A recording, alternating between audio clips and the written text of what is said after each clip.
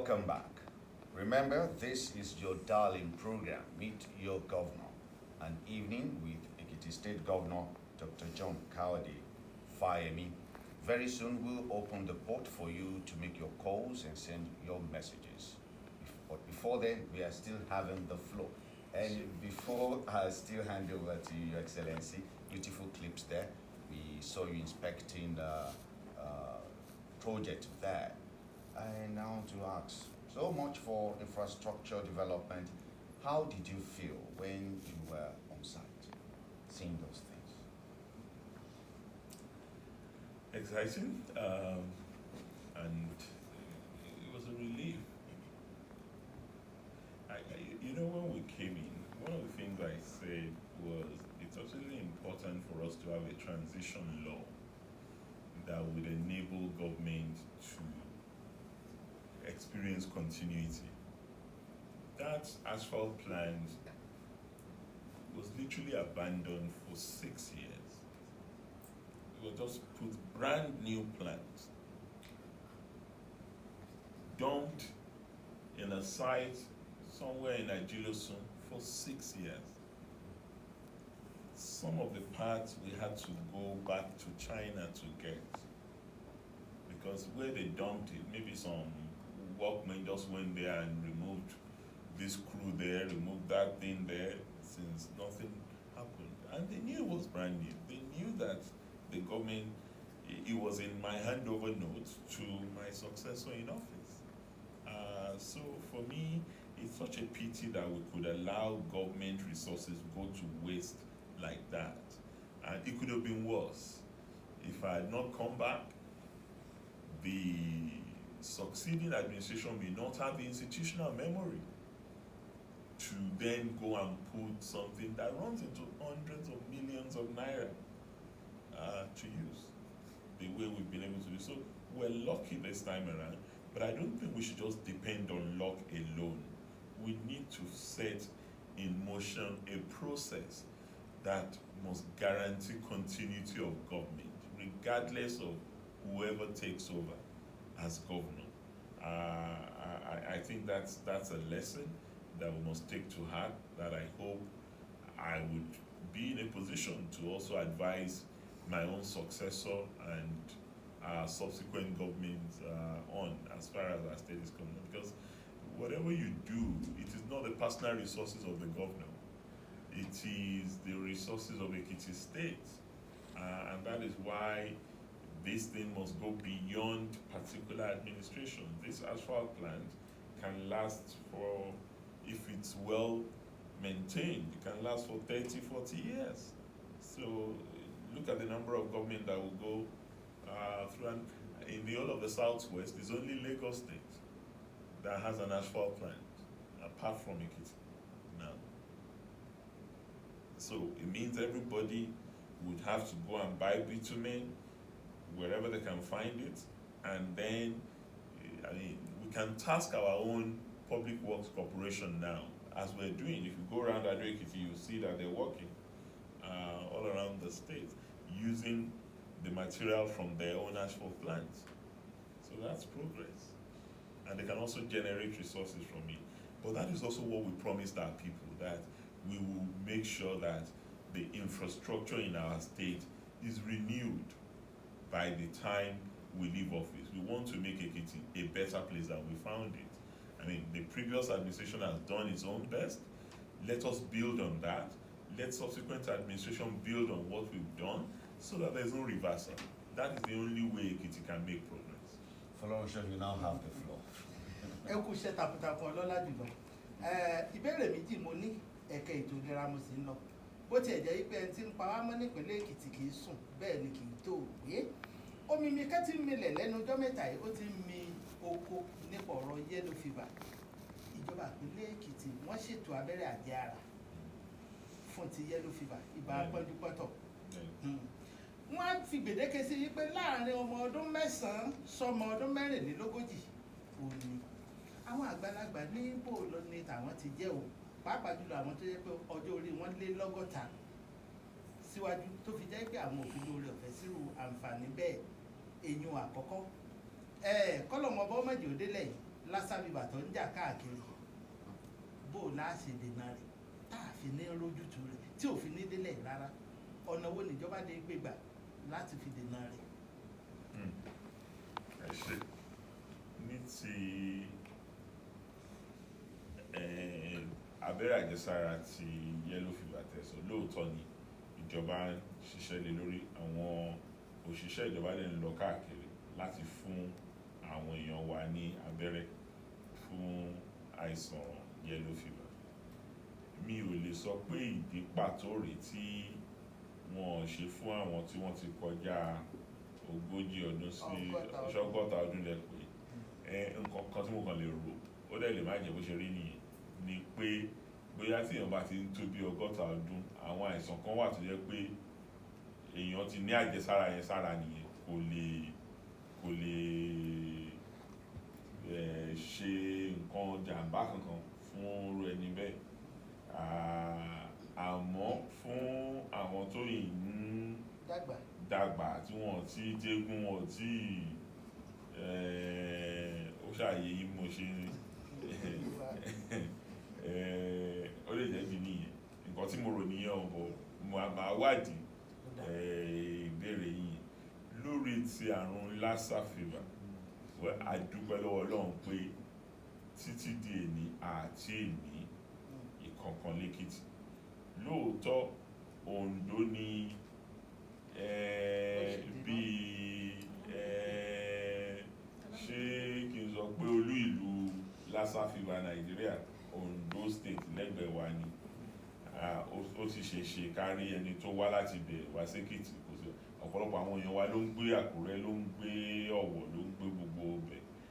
Àmọ́ nǹkan tá a ṣe ni pé a ti dá ibì kan lẹ̀ lẹ́kìtì ní ọba Adéjùgbé láti fi máa mójútó àwọn tí irú nǹkan bẹ́ẹ̀ bá ti ṣẹlẹ̀ sí, nítorí àti ìníyàn kankan àmọ́ a ti rí èèyàn bíi 2 sí 3 kan tí a ti yẹ̀wò tí a dẹ̀ rí pé kò sí nǹkan kan tó jọ lásà lára wọn ní ẹnugbà tí àyẹ̀wò yẹn bẹ̀rẹ̀. A sì ti ṣe oríṣiríṣi ètò sílẹ̀ tí ìjọba wa àtàwọn àwọn alámòjútó àwọn aláìsàn wa tí wọ́n ṣiṣẹ́ lé lórí, so a ti gbáradì fún tá a bá ní àmójútó. Àmọ́ níbi tá a bá délé ní Èkìtì ò tí ì ní ẹyọ kan báyìí, a wà lára àwọn ìpínlẹ̀ 10 tí ò tí ì ní ẹnikẹ́ni tó ní lásà. Ọlọ́lá gómìnà wa adúpẹ́ lọ́wọ́ Ọlọ́run púpọ̀ bẹ́ẹ̀ ṣe sọ pé Èkìtì kò tí ì bí afurasí lásà ibà ọ̀rẹ̀rẹ̀, ṣùgbọ́n àwa wò ó níbi ẹ ṣe ya ọba Adéjùgbé hospital ilé ìwòsàn ọba Adéjùgbé sọ́tọ̀ láti máa mójútó afurasí àrùn ọ̀rẹ̀rẹ̀. Ọlọ́run má jàre nípínlẹ̀ Èkìtì tí a bá ní ìpèníjà tàbí pàjáwìrì láwọn ìgbèríko wa kó tó di pé wọ́n dé ìlú Adó, Ọlọ́run má jàre. Àwa wò pé tó ṣeé ṣe kí ìjọba ya àwọn ibì kan sọ́tọ̀ ní àwọn ilé ìwòsàn káàkiri ìpínlẹ̀ Èkìtì láti lè kọ́kọ́ mójútó ìpèníjà tó bá jẹyọ látàrí ibà ọ̀rẹ̀rẹ̀ lásà kí wọ́n tó wá sí ọba Adéjùgbé. Àmọ̀ràn tó dá lẹ́gbà wáyé àmọ́ ní gbogbo ìpínlẹ̀ ibì kan láti wà tó jẹ́ ibi tí àmójútó lásà láti dé dúró. Nǹkan tí ìjọba àpapọ̀ tí wọ́n ń gbà wá nímọ̀ràn fún nìyí, tí àwọn tí wọ́n dẹ̀ wà nídìí ètò yìí tí wọ́n máa ń ní kí ìpínlẹ̀ kọ̀ọ̀kan ṣe láti níbi tó yẹ pé tó bá di kàráǹgídá gbogbo àwọn ètò èròjà láti tọ́jú àìsàn lásà yìí ń láti wà ń bẹ̀. Kì í ṣe pé wọn ò lè gbé wọn lọ sí Ìdó àbí sí teaching hospital Ládó àbáwọn general hospital wa káàkiri ìjọba ìbílẹ̀ 16, àmọ́ wọ́n láti níbi kan tó yẹ pé tọ́mákàn ti ẹ̀ṣì tọ́jú wọn ń bẹ̀ kára wọn wálẹ̀ balẹ̀ díẹ̀ kán lè fi yẹn gbé wọn wá sí ibi tí ó jẹ́ ibi tá a ti yà sọ́tọ̀ fún ètò ìwòsàn àwọn orí èèyàn bẹ́ẹ̀. Lórí ètò ìlera náà ni ẹ jẹ́ kí n béèrè ẹyọkan dondo. Ìtọ́jú àyíká sanitation ó ṣe pàtàkì púpọ̀, mo dẹ̀ rí pé ìjọba ìpínlẹ̀ Èkìtì mú un lọ́kọ̀ọ́kọ́dọ̀. Àtọ́júṣe ìjọba àtojúṣe aráàlú kí lójúṣe wọn. mo rò pé ibi tíṣẹ́ wà jù nínú ìtọ́jú àyíká ọwọ́ wa ni láti ṣe ló máa ti ṣàrẹ̀ kò ń ṣe Èkìtì tèmi gbọ́njúmọ̀ ọ̀fìn tó ni wá a dẹ̀ kórìíra ìdọ̀tí àwọn ó dàbí pé kò rí bẹ́ẹ̀ mọ́ lẹ́nu ọdún bíi mélòó kan sẹ́yìn yìí torí ó dàbí pé àwọn èèyàn wà kàn tiẹ̀ náà ní ọ̀fìn tó sàkáání wọn mọ́ àwọn tí a dẹ̀ gbà tó ń ṣiṣẹ́ ìjọba láti tún àyíká ṣe ìròyìn tó ń fún mi látòrèkóòrè ni pé ó dàbí pé àwọn èèyàn wa a ní láti máa polongo ẹ̀ gbogbo ìgbà ó ní ìbéèrè yìí ṣe pàtàkì torí pé ọ̀pọ̀lọpọ̀ àwọn ilé wa ni ò níbi tó ń gbọ̀nsẹ̀ sí tó tí wọ́n bá ń kó ilẹ̀ àyíká gan láàárọ̀ ìdajì nǹkan tó ń kó nǹkan tí ò ṣe é fojú rí ni torí pé àwọn èèyàn wa wọn ò náà ní ọ̀fìn tó lágbègbè wọn èmi lérò pé gbogbo wa la níṣẹ́ yẹn ṣe ìjọba á ṣe ojúṣe tiwọn àmọ́ ní sàkání ti ara wa à ń láti ṣọ̀bọ̀ ọ̀fìn tó ara wa torí bí mo ṣe sọ lẹ́ẹ̀kan ọ̀fìn tó àti ìlera wọ́n lọ pọ̀ ni méjèèjì jọ ṣiṣẹ́ papọ̀. wọ́n jọ ṣiṣẹ́ papọ̀ ni tí kan bá dẹ̀ mẹ́hẹ̀ àfàìmọ̀ tí ò ní dáràn sí kejì lọ́rùn òun ló ṣe pàtàkì fún gbogbo wa àwọn èèyàn wa pàápàá jùlọ ní àwọn olú ìlú wa ó dà pé ní gbèríko àwọn èèyàn wa wọ́n sì náà ní ọ̀fìn tó díẹ̀ àmọ́ ní àwọn olú ìlú wa yìí bí Adó bí Ìkẹrẹ́ bí Ìkọ̀lé àwọn ìlú ńláńlá wa ó kù díẹ̀ káàtó iṣẹ́ wà lọ́wọ́ gbogbo wa ń bẹ̀. Your Excellency, let's move to education. Some government schools are still in bad shape. Dilapidated classrooms, shortage of teachers, and lack of toilets. What are you doing to ensure that all schools in need of renovation benefit from the school renovation project embarked upon by your administration last year? Well, the renovation projects and construction projects of VIP toilets, of dilapidated school structures that we embarked upon last year, was actually a backlog of the work that ought to have been done in 2014 and 2015 when I was no longer in office. So that's what you are noticing all around the state. We are only just starting in about a month now. We're only just starting renovation, rehabilitation, new construction work for our 2016, 2017, 2018 projects.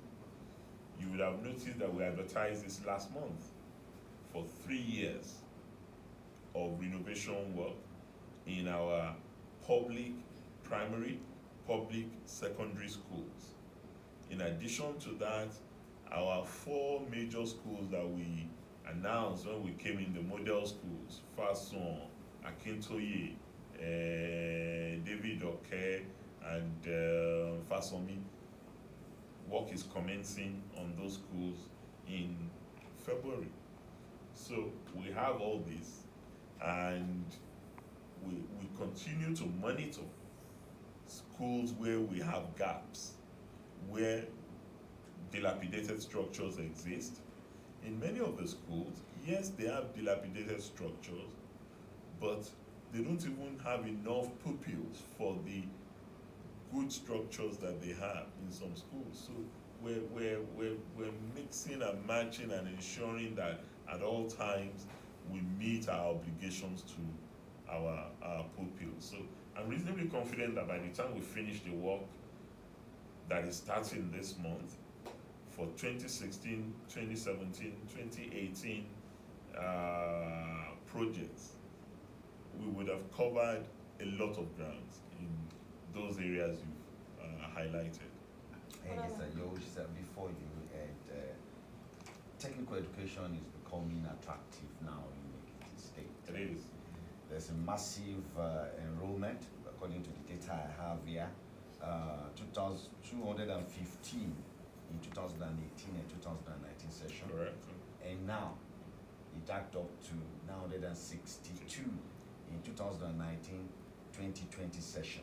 How did you do it, and what plan do you have to improve to make sure that more people are get attracted? Well, we must give some of the credit to the support we received from the World Bank,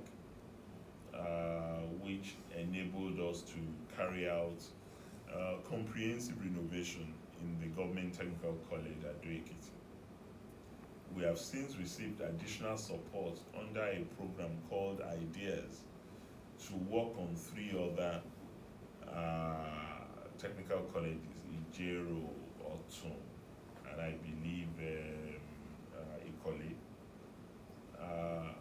What I must also stress is the commitment and hard work of the Board of Vocational and Technical Education, chaired by Honorable Babade from Ikere.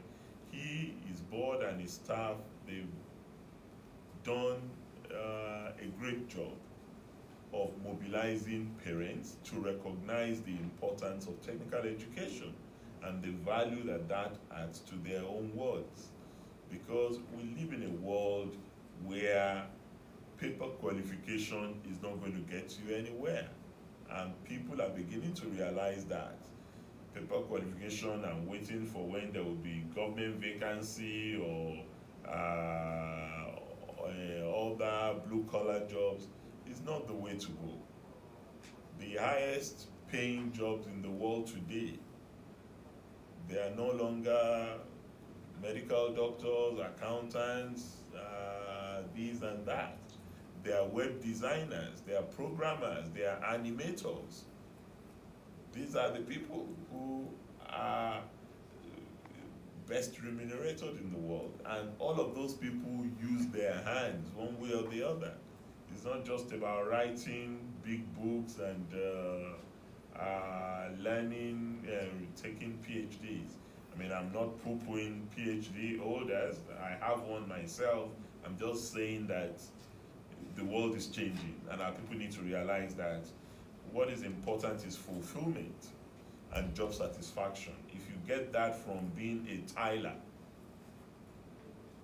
or a mason, or you derive that from adept craftsmanship, which is what we're lacking, then that's progress. The other thing is we do not have enough teachers in this field.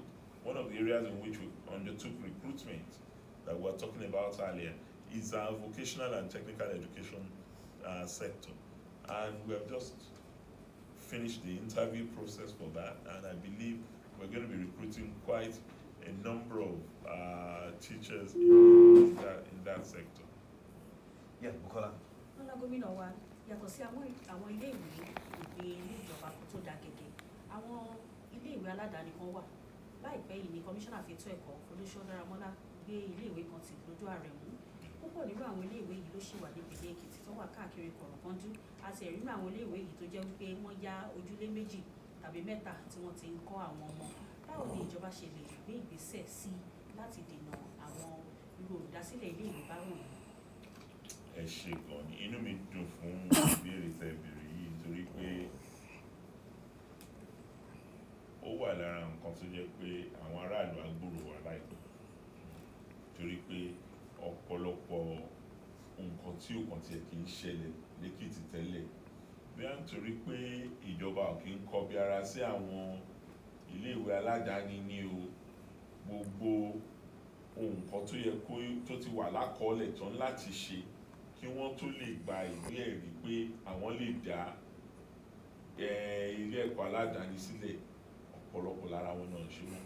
Mo sì ti sọ fún kọmíṣánná wa tó wà ní tó ṣàkóso ètò ẹ̀kọ́ pé ó ti tó gẹ́, tó bá máa fa pé ká ti gbogbo àwọn iléèwé aládàáni tó wà lẹ́kìtì ní àti wọn,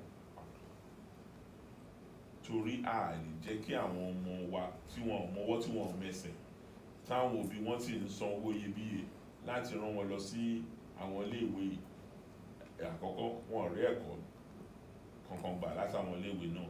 Èkejì, àwọn iléèwé lè wọlé wọn lórí. Ìjọba wa jẹ̀bi lórí nǹkan tá àwọn ọmọ mẹsẹ̀ torí ẹ̀tọ́ àwọn ọmọ tó ń lọ sí iléèwé yẹn ni pé káwa ká tọ́jú wọn, torí àwa la sọ pé gbogbo ọmọdé lẹ́kìtì o ló lẹ́tọ̀ọ́ láti gba ètò ẹ̀kọ́ ọ̀fẹ́, ó sì pè dandan fún wọn láti lọ sí iléèwé. Iléèwé tiwa là ń sọ o, àmọ́ àwọn òbí kan wà tó yẹ pé wọ́n rò pé àwọn ọmọ tàwọn àwọn ò fẹ́ kó lọ sí iléèwé ìjọba, iléèwé tí aládàáni tó dàbí ẹni pé á fún wọn ní iyì sí ju ti iléèwé ìjọba làwọn fẹ́ kó lọ. Àmọ́ ọ̀pọ̀lọpọ̀ lára àwọn iléèwé ẹ̀kọ́ aládàáni yẹn wọn ò dá tó àwọn iléèwé wa o, wọn ò ní tíṣà, wọn ò ní ìwé, wọn kò tẹ̀ sí nǹkan tí wọ́n fi dá tó àwọn iléèwé tiwa. Èmi dẹ̀ rò pé àwa la láti ṣiṣẹ́ wa kí a lè jẹ́ kí ààbò tó péye kó wà fáwọn tó bá ń lọ sírò àwọn iléèwé yìí. Yes, people there, we're going to have a break once again to go to the other